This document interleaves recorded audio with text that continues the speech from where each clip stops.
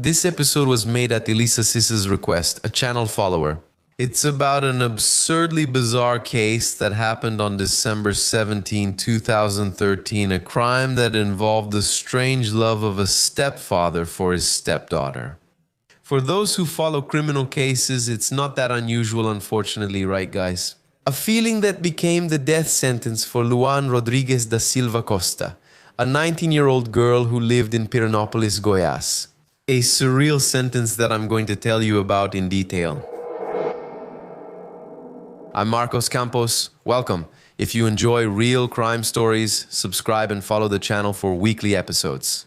Become a member if you can. If not, just leave a like or comment, even an emoji. I also have a tip for you today.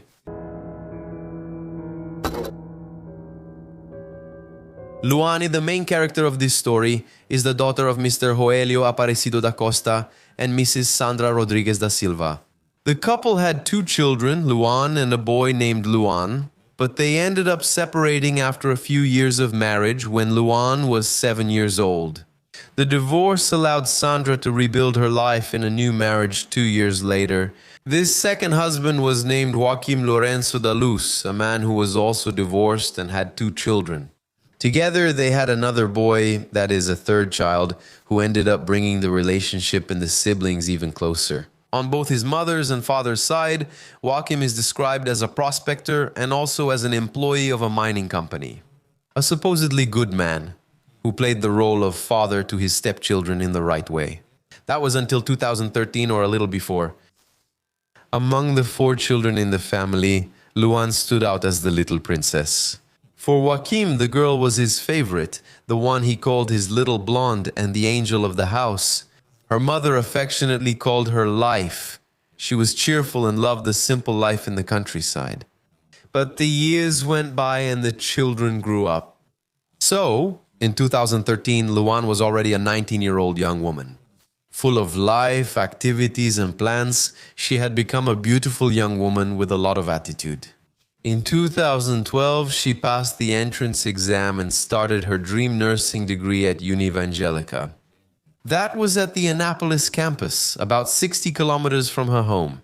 The young woman's plans involved becoming a professional who saved lives. She went to the gym, liked horses, rode and took part in events like the cavalhadas, standing out because of her clothes, hat, and boots. Something typical of the Goiás region. She also liked country music. Reports also say she was seeking financial independence. That's why on weekends she worked as a children's monitor at an inn in Pirenópolis. And for those who don't know, guys, the city is a top tourist destination with waterfalls, Portuguese colonial architecture, and traditional festivities, especially the cavalhadas, which take place during the Feast of the Holy Spirit. So, given this overall picture, what could possibly go wrong in this young woman's life? Unfortunately, after the death of Luane, it was possible to understand all the links in a damned criminal chain. Everything that was happening had already been unfolding for years inside her house. In the investigators' later analysis, the stepfather, Joaquim, harbored a secret and unhealthy passion for Luane. This had been the case since his stepdaughter was still a child, and as Loanne grew up, new feelings began to emerge, continuing this so-called, in quotes, unhealthy and inappropriate love. This intensified because, like any teenager, the stepdaughter began to have a social life, going to parties and meeting boys. In fact, they were naturally attracted to Luanne's looks and charm. And here, guys, when I talk about this sick and inappropriate love, I also remember that case of the girls from Goiânia. The ones who were being held captive. Nowadays, we have to be careful with what we say because things are so upside down that you could even be seen as prejudiced. So a stepdaughter can marry her stepfather even if she's underage and no one cares? Is that really okay? It's like we're normalizing every awful thing. It's unbelievable. The testimony of Darlene de Abreu Afonso, 23 years old, her friend from college, helped a lot to clarify what Luane's daily life was like. At the time, the stepfather's jealousy, Joaquim started to cross the line. He didn't like the girl talking to men and also controlled the time she came home. He would stay up waiting for her, and in some cases, even follow her to parties. Joachim constantly monitored his stepdaughter through her cell phone. At this point, it's no longer understandable as a father's concern. There was something much more, a jealousy typical of a boyfriend. A niece of Joachim, Danubia Cristina Dalus, 29 years old, recalls that her uncle was a calm person, but jealous. Regarding his stepdaughter, she said that he wasn't like that with his biological children. Luane was always his top priority, and it was true that the girl couldn't go out or stay out for long. The stepfather was obsessed. He called all the time to find out where she was and what she was doing. These actions on their own might seem like those of a loving father, as I said, but in this case they weren't Joachim's motivations. They were something else. Far from being care or protection, it was sexual desire disguised as fatherly love. Another important link in this story involves the end of a brief relationship Luane had with a certain young man. The girl was very upset and confused. That's why she asked her mother to call her ex-boyfriend and find out what had happened. When asked about the reason for the breakup, the young man replied as follows. Because of her stepfather, I decided to distance myself. And here the saying applies. A word to the wise is enough, right guys? Sandra, Luane's mother, still refused to see any malice in her husband's actions and words. Other events are also significant in this story and clearly show the increase in tensions and internal conflicts. There, inside the future murderer's house, Joachim's capacity for physical violence also became evident. It was in May 2012 when Luane came home in the early morning after the Festa do Divino while she was locking the gate. Luane was cowardly attacked and received a heavy blow to the head. Even in the dark, she could tell that blood was gushing from the wound. Luane fell to the ground and screamed for help. The first person to appear at the door was her stepfather. Her mother woke up right after and ran to help her daughter. Completely confused and scared since Sandra Regina was sleeping on the couch waiting for her daughter. The attacker remained unknown since the young woman did not engage in risky behavior such as drug use, nor did she have any declared enemies. The attack was a mystery. Could it have been random, caused by a stranger? Of course it could. In the hospital, while getting 37 stitches in her head, Luane mentally relived the events of that night. Fear, shock, and worry. The girl, and especially her mother, tried to understand what had happened. That's what I mentioned to you guys, right? It was all very strange. Out of nowhere, someone hiding at the door of the house attacked the girl for no reason at all. And with a level of violence that could certainly have killed Luane, if that wasn't the intention. After all, it took 37 stitches.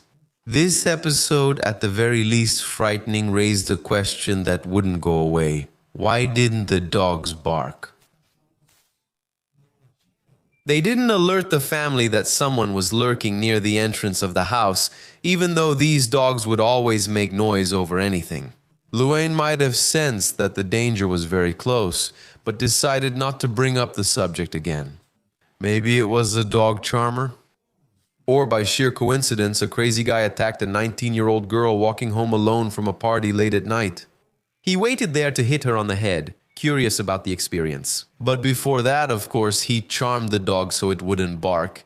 Anyway, guys, Luane ended up downplaying the situation, tried to smooth things over, and decided not to bring it up anymore.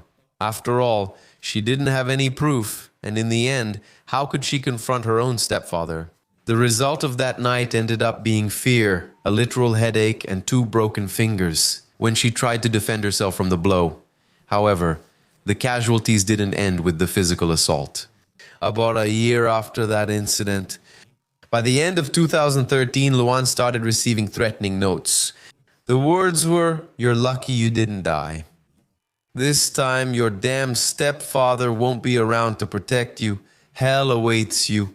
Your day will come." Oh, damn. It's true. This note, man, it's like something out of a movie, right?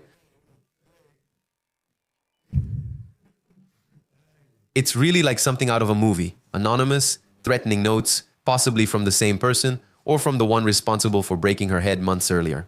Man, I'm laughing because it's both tragic and funny at the same time. It's so bizarre that we end up laughing out of nervousness, out of worry. The family filed a police report, but just like in the case of the physical assault, there were no suspects. Yeah, it's kind of bizarre because any of us thinking about motives and opportunities would point the finger at the stepfather, right? At the very least, to be closely investigated, subjected to a lie detector test, for example. An investigator who, in movies and literature, usually detects these things easily, at least that's how it works, right? Maybe not in real life, at least that's not what shows up in the sources. We then come to the final move of this unfortunate episode, the final move of Joaquim Lorenzo da Luz, when, on December 17th, 2013, he asked his stepdaughter to accompany him to Morro do Frota, a dense forest about 10 kilometers from the city center. He said he wanted to take photos to post online. Luane wasn't very interested in this plan, but she kept her word and went with Joaquim and her mother. Later, Sandra would remember that the girl took a shower, got ready, put on makeup, and straightened her hair. She even reminded her mother to schedule a hairdresser appointment because she wanted to trim her hair. Another detail is that it was Sandra herself who took her husband and eldest daughter to the place. Dropped them off at the hill around 3 in the afternoon, right at the start of the trail going up. The plan was for Sandra to return in an hour, since they estimated that would be enough time to take the photos.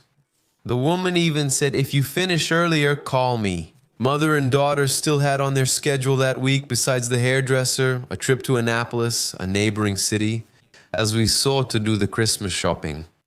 In other words, with that description, everything indicated that everything was fine in the family, right? After almost an hour, Sandra received a call from Luane. She said they had reached the top of the hill where the view was wonderful. They had taken about 20 photos of Joaquim. In other words, his social media would be stocked for the next few months. Luane also mentioned that she was tired and thirsty, but said that her stepfather had brought water. They were almost done coming down the hill and wrapping up that day of the photo shoot before night fell in the woods. That was the last contact between them. 45 minutes later, Sandra called her daughter, but she couldn't reach either her husband or her daughter anymore.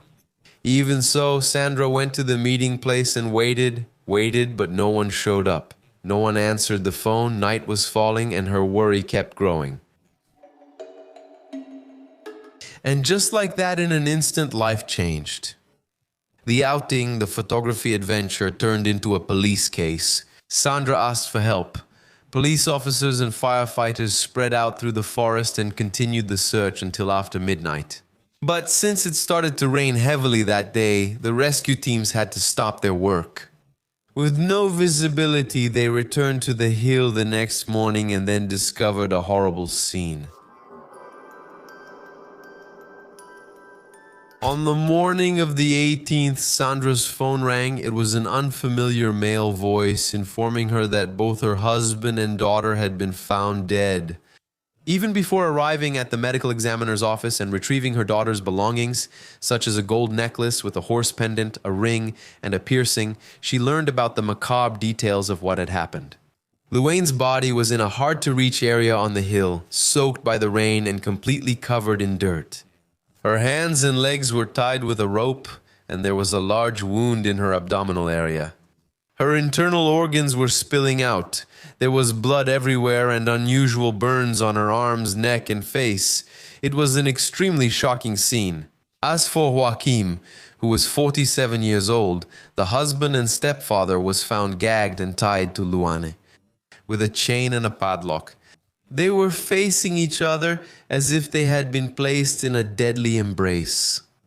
The man had an abdominal hole and a partially destroyed face. However, the rescuers soon realized that there were no signs of struggle, abuse, or dragging on the ground. Signs that would be expected in a crime scene as grotesque as this one. Hold on a moment, we'll talk about the police hypotheses and exclusions in a bit. Near the bodies, a red lighter was found, as well as a camping tent and a weapon. Based on the injuries, the police's initial theory was death by stabbing, a double homicide. But the autopsy performed by the Annapolis Forensic Medical Institute brought new information to the Piranópolis police chief, Dr. Rodrigo Luis Jaime.